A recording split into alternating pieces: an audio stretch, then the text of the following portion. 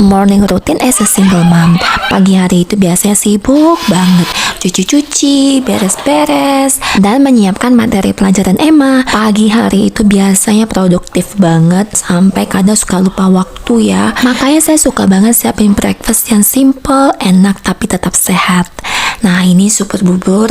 Cara bikinnya gampang banget. Tinggal tuangkan berasnya ke dalam mangkok, lalu tumpahkan 150 ml air panas, tunggu selama 2 menit. Bumbu kaldu diseduh di gelas, jangan lupa diaduk sebelum dituangkan. Masukkan bawang dan kerupuknya, simple banget kan? Ternyata sendok bubur pakai kerupuk seru. Dan buburnya lebih sehat lagi. Love it. Yummy, yummy, yummy, yummy, yummy, yummy.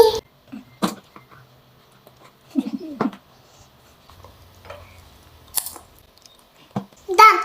Go to school.